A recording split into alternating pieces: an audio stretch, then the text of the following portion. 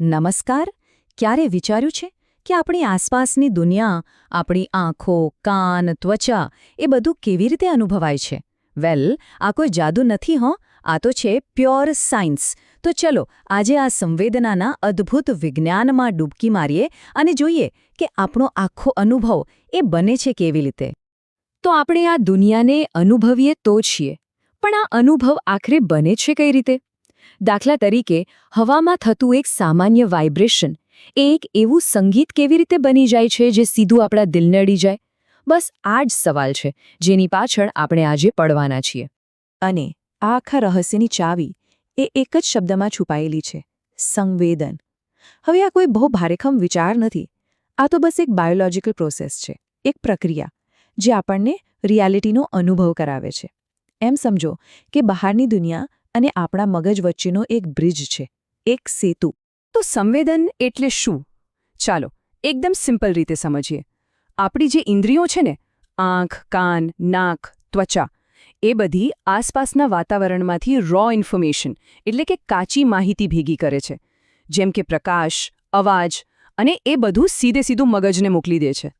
બસ આટલું જ છે, સિમ્પલ. અને સાંભળો, આ કોઈ નાની સૂની વાત નથી. જરા વિચારો તો, જો આ પ્રોસેસ જ ન હોત તો સૂરજનો પ્રકાશ હોય કે પછી કોઈ દોસ્તનો અવાજ, આપણા માટે એનું કોઈ મતલબ જ ન રહેત. સાચું કહું તો સંવેદન આપણા દરેક અનુભવનો પાયો છે. આપણી રિયાલિટી બનવાની શરૂઆત જ અહીંથી થાય છે. પણ સવાલ એ છે કે આ બધી માહિતી ભેગી કરવાનું કામ કરે છે કોણ? તો અહીં એન્ટ્રી થાય છે આપણા શરીરના ગુપ્ત જાસૂસોની, જેને આપણે કહીશું બાયોલોજિકલ રિસેપ્ટર્સ. આ એવા નાના ડિટેક્ટિવ્સ છે જે 24 કલાક આપણી આસપાસની દુનિયામાંથી અને આપણા શરીરની અંદરથી સતત સિગ્નલ્સ ભેગા કરતા રહે છે. હવે આ જાસૂસોની પણ 3 મેઇન ટીમો છે. પહેલી ટીમ એ છે બાહ્ય ગ્રાહકો, જે બહારની દુનિયા પર નજર રાખે છે.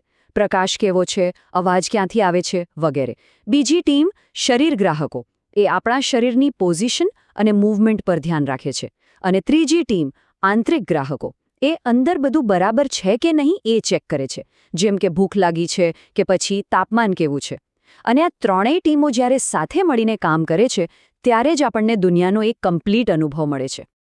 ઓકે, તો આ આખી પ્રોસેસને હજુ સારી રીતે સમજવા માટે ચાલો આપણી 2 સૌથી મુખ્ય ઇન્દ્રિયો કઈ રીતે કામ કરે છે એ જોઈએ: જોવાની અને સાંભળવાની. કારણ કે આપણી દુનિયાની મોટાભાગની સમજણ તો આ 2 પર જ ટકેલી છે, ખરું ને? અહીંયા જુઓ, દૃષ્ટિ એટલે કે જોવાની શક્તિ એ લાઇટ વેવ્સ એટલે કે પ્રકાશના તરંગો પર ચાલે છે, અને એ કામ કરે છે આપણી આંખ. જ્યારે શ્રવણ એટલે કે સાંભળવાની શક્તિ એ સાઉન્ડ વેવ્સ એટલે કે ધ્વનિના તરંગો પર ચાલે છે, અને એનું કામ કરે છે આપણો કાન.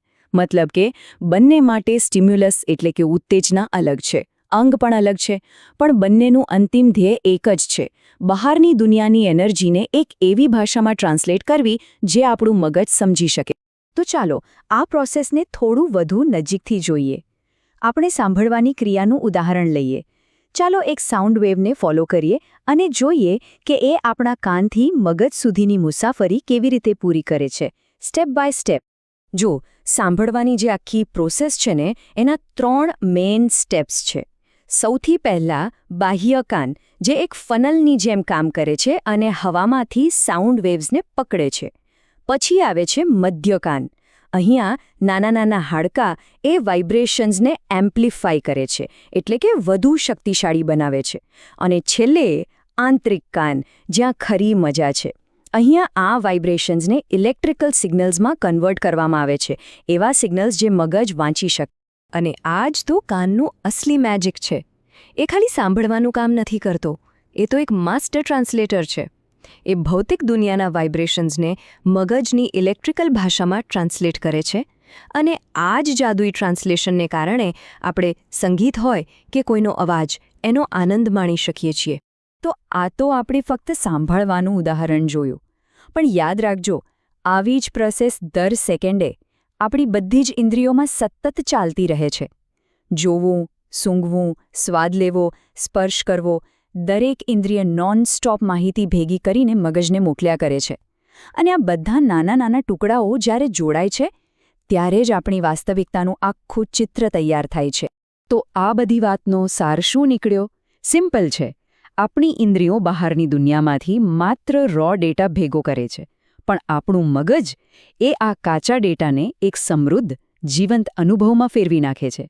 મતલબ કે આપણે જે દુનિયા જોઈએ છીએ, સાંભળીએ છીએ, અનુભવીએ છીએ, એ બધું આપણી ઇન્દ્રિયો અને મગજની આ અદ્ભુત પાર્ટનરશિપનું જ પરિણામ છે.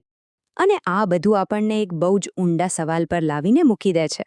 જરા વિચારો, જો આપણી વાસ્તવિકતા આપણી ઇન્દ્રિયોની લિમિટમાં બંધાયેલી હોય તો એ દુનિયાનું શું જે આ લિમિટ્સની પેલે પાર છે? બની શકે કે એવા કેટલાય અવાજો, રંગો અને અનુભવો હોય જેનું અસ્તિત્વ તો છે, પણ આપણે એને ક્યારેય જાણી જ નથી શકતા. તો આ જ એક રસપ્રદ વિચાર સાથે આજનું આ વિશ્લેષણ અહીં પૂરું કરીએ છીએ. આભાર.